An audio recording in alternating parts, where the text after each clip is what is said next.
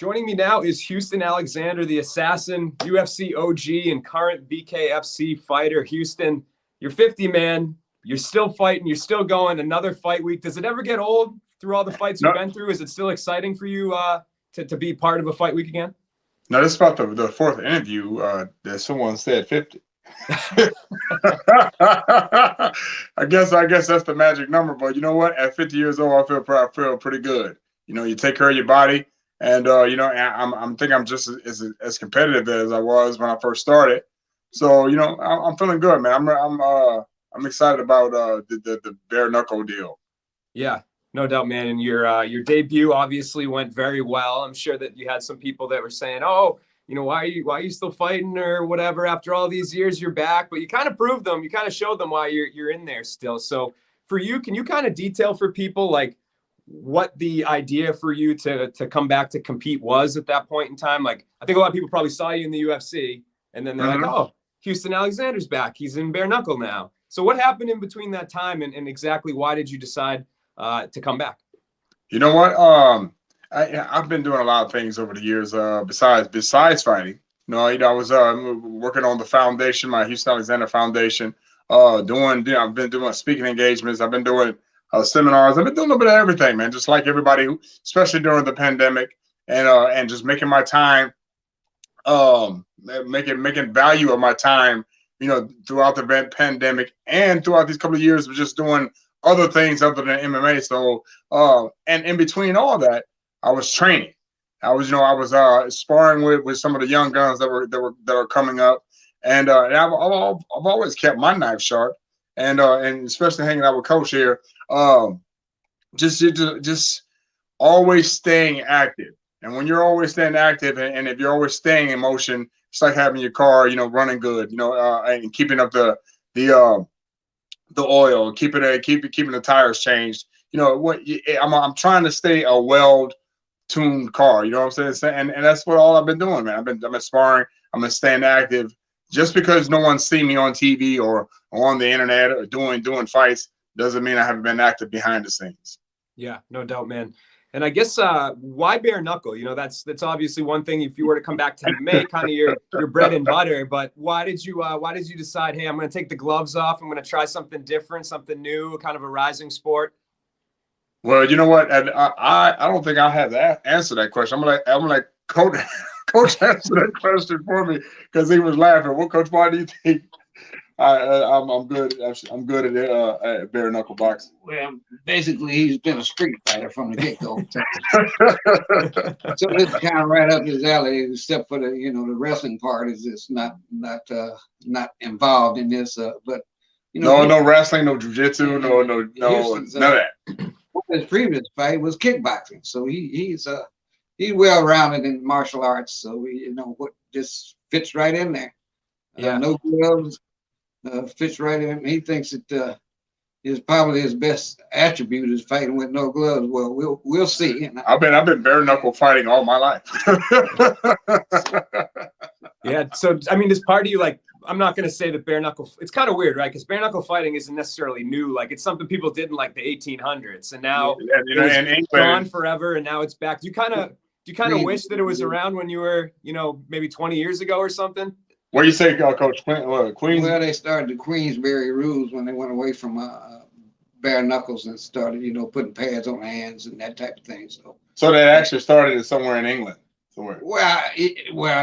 Somewhere. I don't know exactly, but Queensberry sounds like it may have been in England or somewhere. I think that's where it started when they changed the rule from bare knuckles to gloves, padded gloves, and that type of thing. And basically, that was for saving hands. A lot of people in the last fight that we had ended up with broken fingers and broken hands. And if you do that, you're not going to be able to fight for a while. And so that diminishes the return on these bouts. If a guy gets hurt, he can't make money. Well, fortunate for me, I got all these calluses and rough skin and all these broken bones. My hands are already broken, but they're already broken in. So, I take the grips, and I've been gripping the grips for the past 15 years. So my hands, even, doing pad rounds, we've been doing pad rounds with no gloves. So my hands are equipped for this particular situation. So that's the bare knuckle is something that I've always done. and it just is, again, like Coach said, it's right up my alley. Yeah, and I think we're still kind of getting our footing here in terms of coverage. Like, BKFC's done whatever, 25, 26 events. They've done some fight nights as well.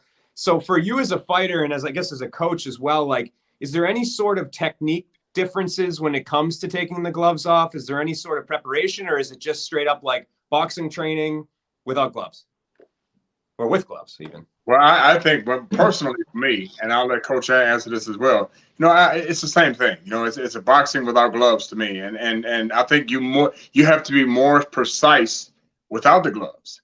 So because you don't have that small MMA gloves on or the big boxing gloves on, so you have to be really precise. You got to be really on point, and you have to be really in tune with positioning. So I think taking the gloves off is just a little bit harder than maybe having any of the gloves on. Basically, it comes to mentality. If you're going to have to be more mentally challenged with no gloves as opposed to get hit with gloves on, it doesn't hurt quite as much. So you have to be really mentally ready. And some people would say crazy. I would say crazy.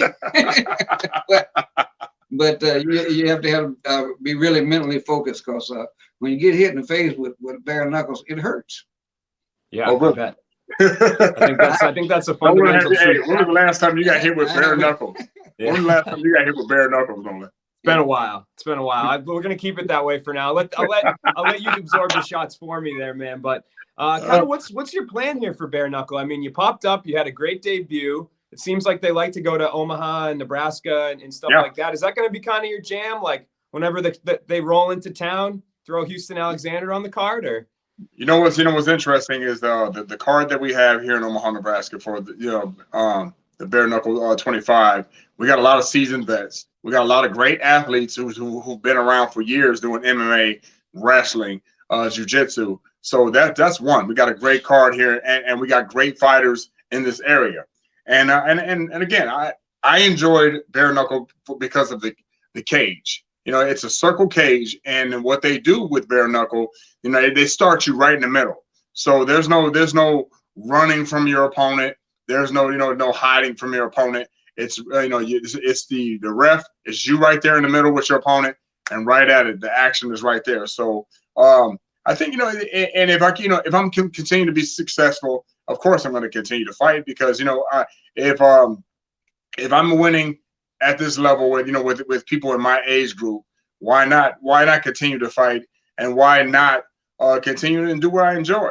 I enjoy this, and all the people that are on the card. Dakota Cochran is our main event, who is an up and coming athlete, and along with all the other athletes on the card. Why not? Why not continue to do what I love to do? And as long as I stay in shape, and as long as I keep my body in tune, I'm going to keep doing it. Why not? Yeah, absolutely. I guess that to play the devil's advocate, I think some people will say, well, when you get into your 40s or 50s, sometimes taking hits to the head will, could have some worse issues. Is that something that you've thought about at all? Or is it just that you sense your body right now, the way that it is, maybe isn't a typical 40 to 50-year-old body? Well, you know what? According to my MRI, I'm just fine. And my EKG, according to all my tests, I'm just fine. So maybe I'm just mentally a little crazy, or maybe I just love athletics, and maybe I love competition.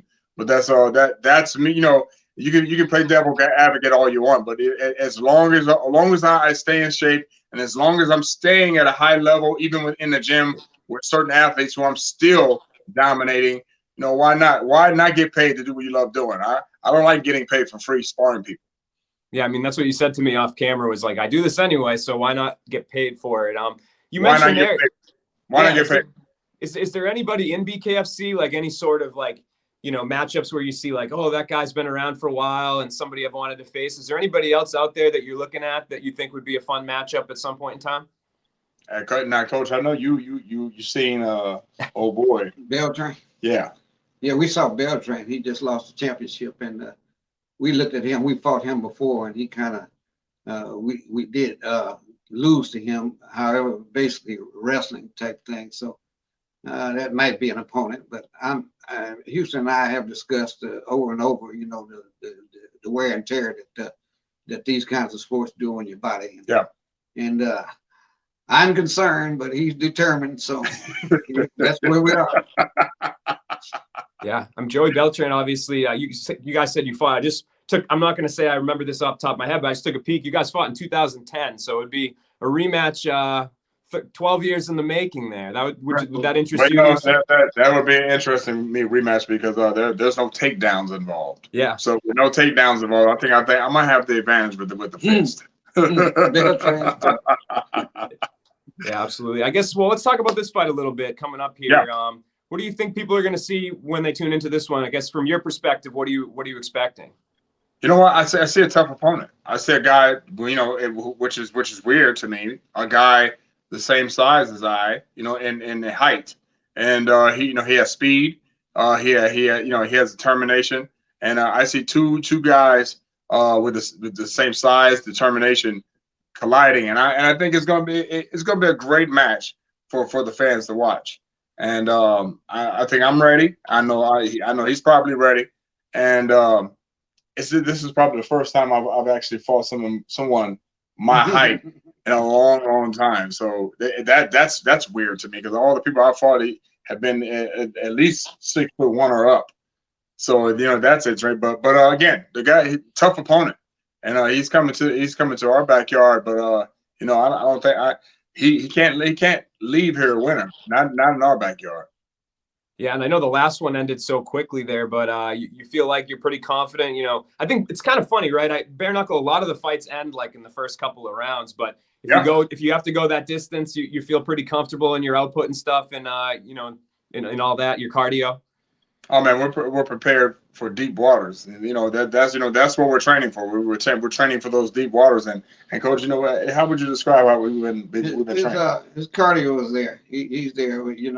To us, the rounds are shorter than. It's not as difficult as MMA because the wrestling is involved. Once you start wrestling, that taxes your body quite a bit. So you have to be in better shape in MMA, and then the rounds are shorter. We don't see any problems. I don't see any problems as far as conditioning is concerned. And as long as Houston sticks to the plan, jab, jab, jab, we're going to be all right. I love it. Well, I appreciate both your times. Best of luck this weekend. It's exciting. Bare knuckle, Omaha. Another one, Houston. Good luck with everything. Brother, I appreciate it, man, and thanks to MMA Junkie. And remember, we spoke. I think we spoke off camera a little bit about how MMA Junkie was one of the first sites that started covering me back in 2007. So that's actually, it's great to see that the site's gotten bigger. It's great to see that people are involved with the site more, and it's just a great thing to have been a part of helping the site grow. So shouts out to MMA Junkie. We appreciate that. You've been connected to MMA Junkie even longer than I have. You beat me by like 12 years. So that's because I'm older. I love it, guys. Well, I appreciate both your times. Good luck with everything. Abuse to the Hey, brother, I appreciate it, brother. Hey, just take it easy and make sure if you're on social media, follow me at Houston the Assassin on all my social media sites, and don't forget to check out the Houston Alexander Foundation because we're going into the schools teaching kids about hip hop culture, where we're training the elderly and young who don't know how to work out, and we're doing I'm doing public speaking engagements, for the youth, et cetera, et cetera. So go check out all those things out, okay? Yeah, not just good things in the cage, good things out of them as well. So, or I guess the ring now for you, but good luck with everything, guys. Appreciate it. All right, appreciate you, Nolan. Thank you.